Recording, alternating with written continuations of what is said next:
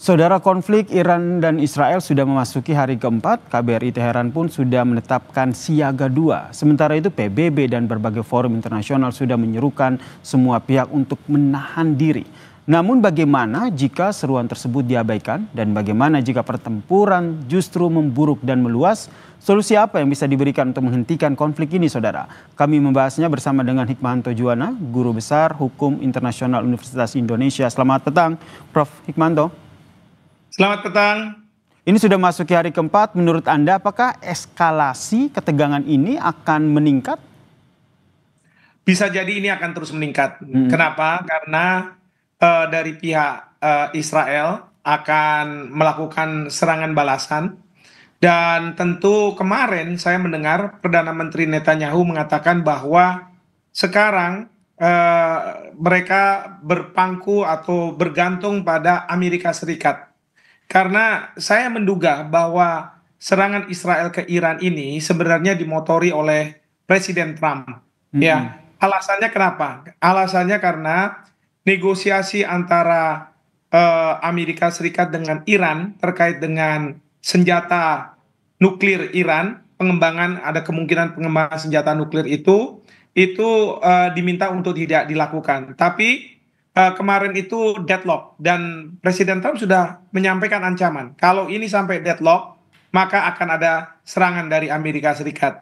Nah, tentu Amerika Serikat tidak bisa tiba-tiba langsung menyerang Iran karena dia tidak punya basis hukum internasionalnya. Nah, jadi saya melihat bahwa Israel lah yang dijadikan proksi oleh Amerika Serikat untuk melakukan serangan ke Iran dengan alasan bahwa berdasarkan pasal 51 Piagam PBB yang mengatakan hak untuk membela diri, maka Israel merasa bahwa dia bisa melakukan apa yang disebut sebagai anticipatory self-defense. Bela diri yang sifatnya antisipatif. Jadi sebelum Iran melakukan serangan, dia serang duluan. Dan seperti kata Anda tadi ya Prof ya, eskalasinya semakin meningkat. Dan tadi Anda bilang bahwa ada keterlibatan Amerika Serikat di membacking Israel begitu. Kalau begitu dari sisi Irannya sendiri, ada negara yang nantinya akan ikut? Nah, kita tidak tahu. Karena kan sekarang ini Iran sudah menyerang Israel. Dan sekarang ada kemungkinan Amerika Serikat akan menyerang Iran ya atas dasar apa? Security arrangement antara Amerika Serikat dengan Israel. Seperti dalam pasal 5 perjanjian NATO, kalau saya ambil perjanjian yang lain, itu satu negara diserang, maka serangan terhadap negara lain termasuk Amerika Serikat. Nah, saya yakin Amerika Serikat dengan Israel punya perjanjian seperti ini yang disebut dalam Piagam PBB pasal 51, yaitu Collective Self-Defense. Nah, oleh karena itu, Amerika sekarang punya basis untuk melakukan serangan ke Iran. Kecuali Iran akan menyerah dan kemudian dia setuju dengan apa yang diminta oleh Amerika Serikat untuk tidak memiliki senjata pemusnah massal. Tapi saya yakin Iran tidak mau begitu saja menyerah. Dia akan melakukan serangan dan kalau Amerika Serikat akan menyerang Iran, yang saya khawatirkan dalam posisi terpepet seperti ini, bukannya tidak mungkin Iran akan mengeluarkan senjata nuklirnya. Kalau sudah Iran mengeluarkan senjata nuklirnya, kalau memang dia memiliki, maka tidak perlu dia backing dari negara-negara lain. Tapi dunia akan sampai pada kiamat kalau misalnya seperti ini. Nah, tetapi dugaan saya, kalau misalnya Amerika Serikat sudah mulai masuk, bukannya tidak mungkin negara seperti Rusia juga akan membantu Iran atau negara Korea Utara. Karena Korea Utara ini sepanjang ada Amerika Serikat di sana, mereka akan membantu negara yang melawan Amerika Serikat. Seberapa besar ini potensinya akhirnya nanti adanya keterlibatan negara lain seperti Rusia dan juga Korea Utara untuk membela Iran dalam perang ini? Ya, yang pasti saya ini bukan komentator bola ya, saya nggak tahu berapa besar chance-nya. Tapi begini, kita harus melihat bagaimana reaksi Iran kalau nanti Amerika Serikat akan menyerang Iran. Kalau dia tetap dia tidak kemudian melakukan serangan balasan, ya sudah, akhirnya selesai sampai di situ. Tetapi kalau misalnya ternyata Iran merasa bahwa kehormatannya, teritorial integritasnya diserang oleh negara lain, sebagaimana tadi disampaikan oleh Pak Hasbi, pasal 2 ayat 4 Piagam PBB, yang menyatakan semua negara wajib untuk menahan diri menggunakan kekerasan atau ancaman kekerasan terhadap teritorial integritas negara lain. Nah, ini yang disebutkan Bapak Presiden sudah benar.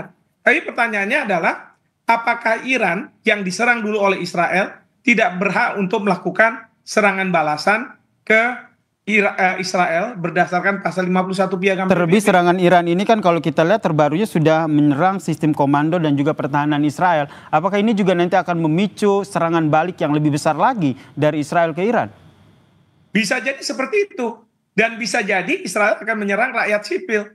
Di Gaza kita bisa melihat berapa orang rakyat sipil yang terbunuh, 50.000. Nah, bukannya tidak mungkin, karena antara Iran dengan Israel itu mereka sebenarnya agak berjauhan. Jadi kalau misalnya serangan darat itu agak sulit. Jadi mereka akan mengandalkan serangan-serangan rudal atau serangan-serangan lewat drone, pesawat udara. Itu yang mereka akan andalkan. Nah, kalau misalnya serangan-serangan seperti itu, kita tidak bisa punya presisi terhadap siapa yang akan kita serang. Oke, kalau misalnya instalasi nuklir, tapi kan di sekitaran situ mungkin aja ada orang-orang sipil. Nah, Oke, itu Prof. bisa juga terkena. Jadi menurut Anda suara siapa yang akhirnya bisa didengar oleh baik dari Iran maupun Israel sehingga mereka bisa sama-sama menahan diri? Suara rakyat dari Israel maupun suara rakyat Amerika Serikat. Kalau suara rakyat di Israel, dia memenangkan oposisi dan menjatuhkan Netanyahu sebagai Perdana Menteri, kita berharap bahwa pemerintahan baru akan merubah kebijakannya. Demikian juga di Amerika Serikat. Sekarang ini sudah ada suara-suara di Amerika Serikat yang hendak mengimpeach Presiden Trump. Karena selama beliau memegang tampuk kekuasaan sebagai presiden, banyak kebijakan-kebijakannya yang sebenarnya tidak membuat Amerika great again, tetapi justru sebaliknya. Nah, ini yang kita bisa bergantung. Karena apa? Kalau misalnya kita pergi ke Dewan Keamanan PBB, bukannya tidak mungkin apapun resolusi yang bagus, katakanlah itu akan diveto oleh Amerika Serikat atau teman-temannya Israel. Tapi menurut Anda apakah itu bisa terrealisasi begitu dari pemerintahan Netanyahu sekarang? Yang mana? Apa yang terrealisasi? Maksudnya rakyatnya? Tekanan dari rakyat, betul. Oh ya bisa. Sekarang rakyat Israel, mereka marah sama Perdana Menteri Netanyahu. Anda itu bukan membuat kami lebih selamat, lebih aman, tetapi membuat kami sekarang ini dekat dengan serangan-serangan dari berbagai negara, termasuk dari Iran. Nah, ini mereka marah betul. Ya, maka banyak oposisi yang mengendaki agar Perdana Menteri Netanyahu turun dari kursi Perdana Menterinya. Jadi ini yang kemudian orang bilang sebagai people's power. Bukannya tidak mungkin. Di Amerika Serikat, di Los Angeles sudah rame, di Philadelphia sudah rame, ya kan? Bahkan ada anggota Kongres dari Partai Demokrat yang sudah mengatakan bahwa akan ada proses impeachment. Itu bisa saja terjadi, ya. Karena kalau menurut saya kita hanya bisa bergantung pada rakyat di kedua negara itu. Maka saya sering katakan, rakyat-rakyat kita Indonesia ataupun negara yang kita cinta damai, kita viralkan, ceritakan apa yang menjadi konsekuensi, supaya apa? Rakyat mereka sadar, rakyat mereka tahu bahwa perang itu tidak akan membawa kebaikan.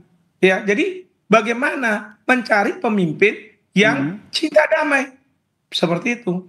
Baik, ini yang nanti kita harapkan ya, ada desakan dari masyarakat itu sendiri, baik dari Israel maupun Iran. Tapi berkaitan dengan perang ini yang menurut Anda eskalasinya akan semakin meningkat begitu, apakah ini juga akan berpotensi meluas ke negara-negara di sekitar Iran begitu, yaitu di daerah-daerah negara-negara Timur Tengah, Prof?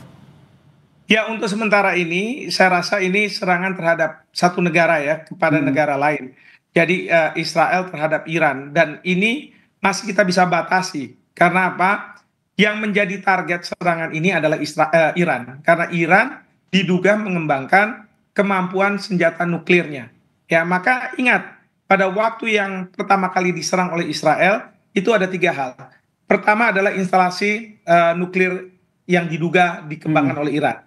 Kedua adalah ilmuwan-ilmuwan Iran yang mengetahui mengenai masalah nuklir. Yang ketiga, pemimpin tertinggi Garda Revolusi Iran yang dia ini dianggap sebagai merintangi upaya Amerika Serikat untuk supaya deal dengan Iran terkait dengan kemampuan nuklir Iran. Seperti itu. Baik, terima kasih Prof. Hikmanto Juwana, Guru Besar Hukum Internasional UI, telah berbagi perspektif terkait dengan perang Iran dan juga Israel. Salam sehat, Prof. Terima kasih.